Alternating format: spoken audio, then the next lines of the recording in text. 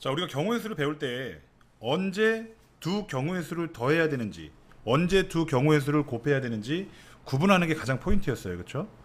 확률도 마찬가지입니다.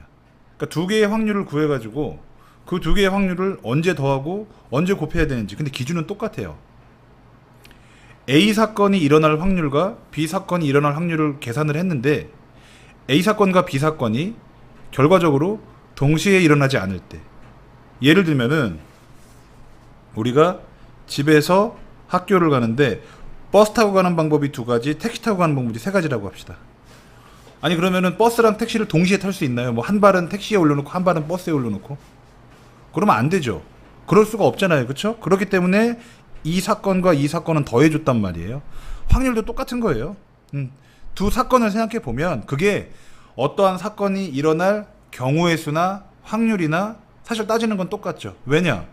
아니 확률을 구하기 위해선 경우의 수를 따져야 되거든요. 경우의 수를 잘 따지면 그게 바로 그냥 계산만 해주면 확률이 되니까. 무슨 말씀인지 아시겠죠? 그래서 언제 더하느냐? 지금 이 단원의 포인트는 덧셈, 즉 언제 더하느냐 이거죠.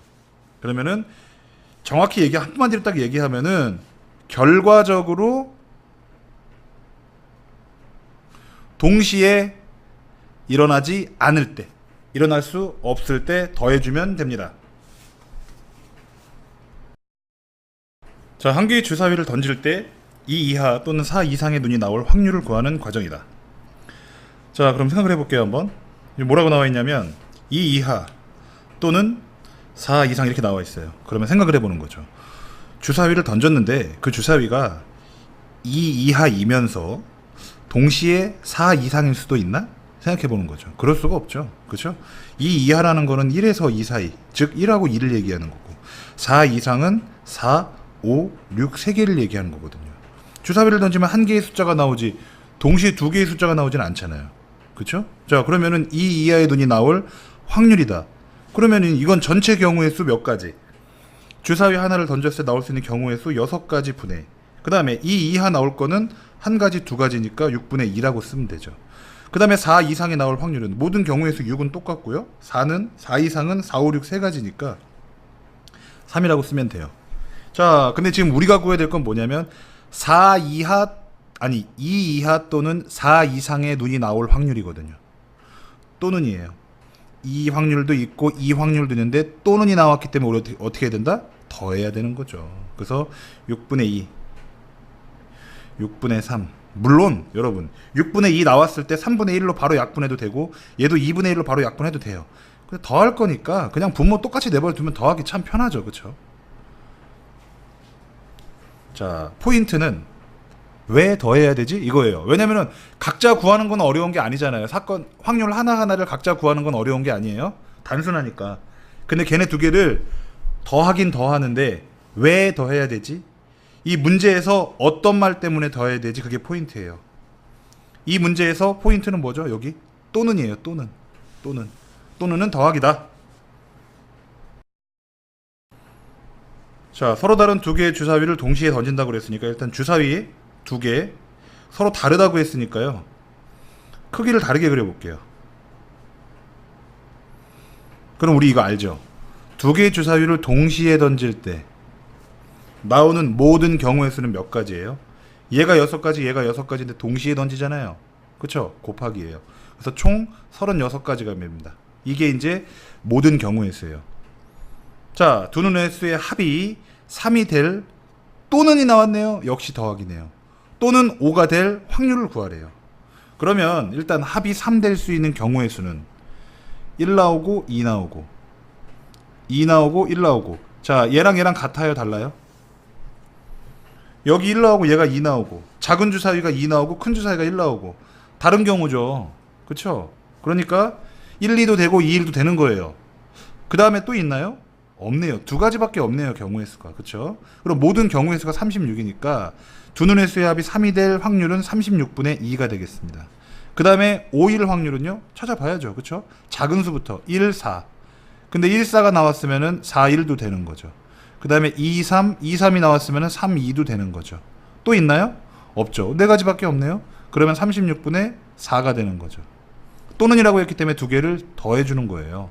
그래서 36분의 6이 되고 6으로 약분하면 6분의 1이 되는 겁니다.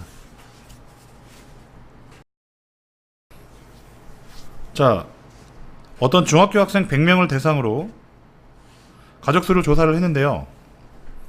학생 1명을 임의로 선택했을 때 가족수가 3명이거나 4명인 학생의 확률을 구하래요. 그럼 이거부터 한번 해볼까요? 가족수가 3명일 확률은요?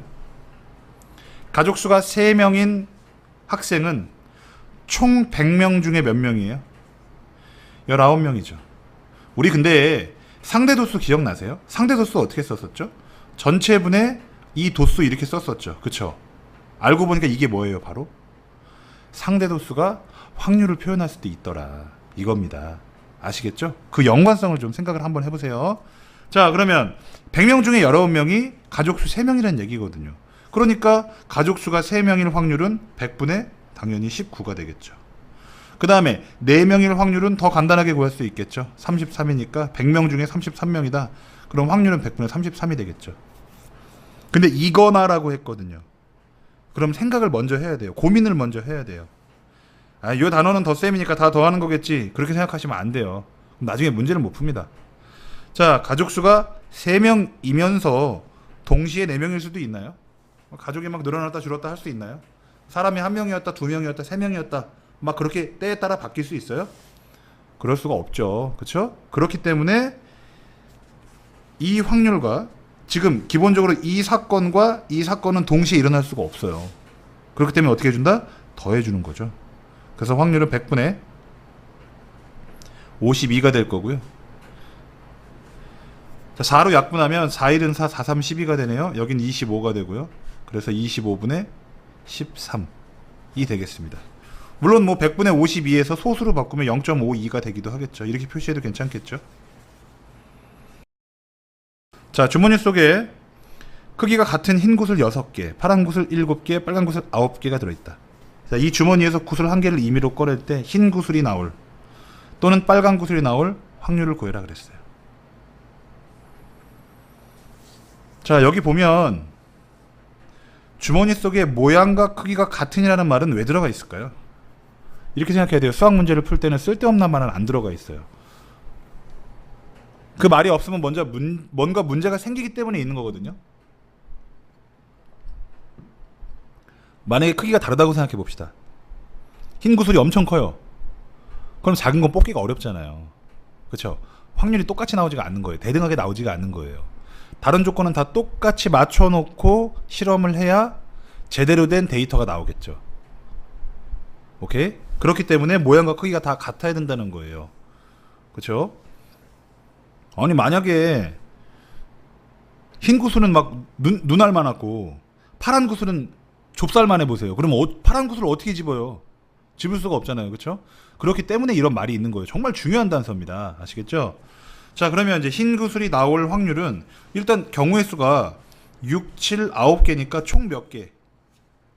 22개예요. 분의 흰 구슬이 몇 개예요? 6개죠.